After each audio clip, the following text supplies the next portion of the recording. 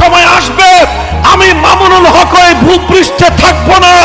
আমাদের পরবর্তী সন্তান যারা আছে, তোমরা শপথ নিয়ে বাড়িতে ফিরবে, তোমাদের জীবনের শেষ মুহূর্ত পর্যন্ত শামসুল হক ফরিদপুরীর মতো যখনই দেখবে আল্লাহর কোরআনের বিরুদ্ধে কেউ বিষোদ্গার করছে, আল্লাহর আইনকে কেউ অসম্মান অপমান করবার চেষ্টা করছে, জান কোরবান দিয়ে সেই ষড়যন্ত্র রুখে দেওয়ার চেষ্টা করবে।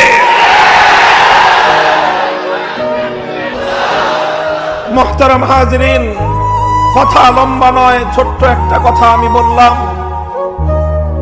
এই কথার সূত্র ধরেই বলছি, দেশ এবং জাতির প্রতি আমাদের ঐতিহাসিক দায়িত্ববোধ রয়েছে।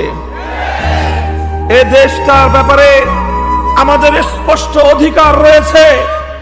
আমরা এখানে ভাড়াটিয়া হিসেবে থাকি না। বুকের রক্ত দিয়ে ইঞ্চি ইঞ্চি মাটি খরিদ করে মালিকানার সূত্রে দেশে বসবাস করি। শত বছর পর্যন্ত আমাদের পূর্বপুরুষরা রক্তের সাগর প্রবাহিত করে দেশের স্বাধীনতা অর্জন করেছে। 1831 সালে বালাকোটের রণাঙ্গনে রক্ত দিয়েছিল আমাদের পূর্বপুরুষ সৈয়দ আহমদ শহীদ রহমতুল্লাহ আলাইহি। 1857 সালে দেশের স্বাধীনতার জন্য রক্ত দিয়েছিল আমাদের পূর্বপুরুষ হাফেজ জামেন শহীদ রহমতুল্লাহ আলাইহি।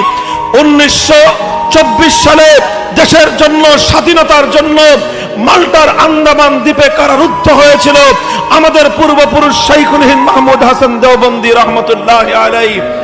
এভাবে একের পর এক ত্যাগ আর কোরবানির নজরানা পেশ করে রক্তের নজরানা দিয়ে রক্তের সমুদ্র পাড়ি দিয়ে তবেই লাল সবুজের পতাকা আমরা উড্ডীন করেছি। এই পতাকা আমরা কারো কাছে ইজারা দেই নাই।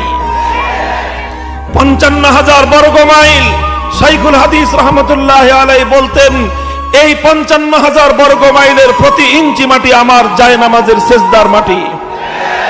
সুতরাং এই মাটির ইজ্জতের হেফাজতের জন্য, এই পতাকার সম্মান রক্ষা করার জন্য, এই মাটিতে আল্লাহর কোরআন, আল্লাহর পয়গম্বরের ইজ্জতের হেফাজতের জন্য আমরাও আমরণ সংগ্রাম অব্যাহত রাখবো ইনশাআল্লাহ।